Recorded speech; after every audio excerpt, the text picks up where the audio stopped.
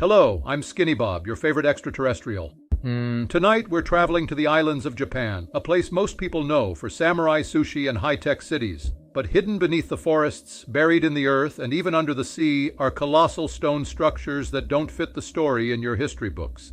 These megaliths are bigger than the stones of the Great Pyramid, carved with machine-like precision, aligned to stars and solstices, yet built thousands of years before Japan was even supposed to have civilization. Who built them? And why do so many of them look like machines, maps, or even warnings from another age? Let's find out. Our first stop is Ishino Hodin, the floating stone. This single block of volcanic tuff weighs over 500 tons, more than 6 times heavier than the largest stone in the Great Pyramid. It stands as if levitating above a spring of running water, perfectly carved with clean angles, smooth surfaces, and even a pyramid-like peak on one side. Locals say its water never runs dry, even during droughts. Was it placed deliberately as some kind of ancient hydrological generator? Or was it a spiritual symbol linking water, life, and eternity? What we do know is that Stone Age farmers weren't supposed to cut and move 1,000 tons of rock, yet here it is.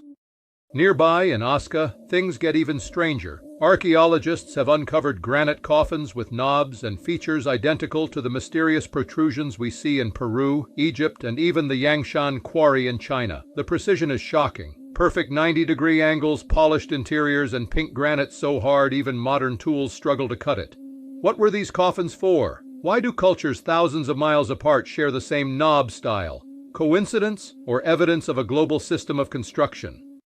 Then we find Sakafuni Ishi, a giant granite block carved into strange trough-like channels. Some say it was used for rituals, others think it stored sacred rice wine for Shinto ceremonies. But a researcher named Hiroshi Hayashi believes the lines carved into the stone are no random decoration. He measured the angles and discovered they correspond almost exactly to the longitudes of other ancient sites, Stonehenge, the pyramids, and more. In other words, this block may be a prehistoric map of the world centered on the North Pole. Remember, Japan's Jomon culture lived over 14,000 years ago, when the sea was lower and coastlines were different. Could they have preserved knowledge of a much older world?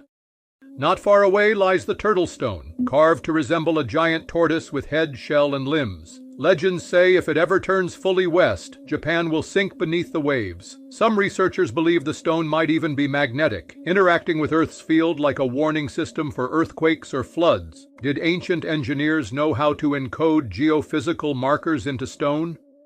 Asuka also holds the so-called Demon's Washing Stone and Demon's Cutting Board, megaliths tied to terrifying legends of giants who lived among humans. Whether ritual altars or simply myth wrapped around mystery, the sheer size and geometry remind us that these stones were not primitive works. Perhaps the most famous is the Masuda no Iwafune, the rock ship of Masuda. An 800-ton block carved from a single granite mass, it resembles a massive vessel of the gods. Its surface is etched with chisel-like patterns and strange square marks. Some say it was an astronomical observatory aligned with the lunar calendar. Others see it as a symbolic spaceship carved into stone. Whatever its purpose, carving granite like this, without steel tools, remains unexplained. And then there's the mystery beneath the waves. In 1986, a diver discovered sharp-edged terraces and massive stone steps off Yonaguni Island. Known today as the Yonaguni Monument, this underwater structure looks like a sunken city with pyramids, plazas, and roads. Professor Masaki Kimura of the University of the Ryukyus believes it's the remains of a 10,000-year-old civilization drowned at the end of the last ice age. Critics argue it's all natural erosion.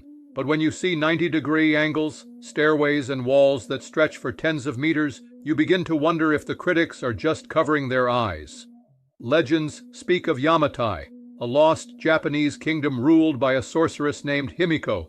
Could Yonaguni be one of its drowned cities? Or is it part of the global story of forgotten civilizations erased by rising seas? The deeper you dig, the stranger it gets. The Jomon people left behind strange dog figurines with bulging eyes and bodies wrapped in what look like futuristic suits of armor. Remember, these people supposedly had no fabric clothing, only animal hides. Were they imagining astronauts? Or recording beings they had actually seen? Japan even has reptilian statues eerily similar to 7,000-year-old figures from Mesopotamia. When identical motifs show up in cultures oceans apart, we have to ask, were they all part of the same story? From floating stones to turtle monuments, from granite ships to cities under the sea, Japan is a treasure chest of ancient enigmas. Either the ancestors of Japan had far greater knowledge than history admits, or they inherited it from a forgotten civilization lost in cataclysm. So the question remains, are these stones just relics of local myth, or the scattered fingerprints of a global culture that once spanned the earth? As always, I'm Skinny Bob, just bringing you the mysteries. And remember, this is all, allegedly.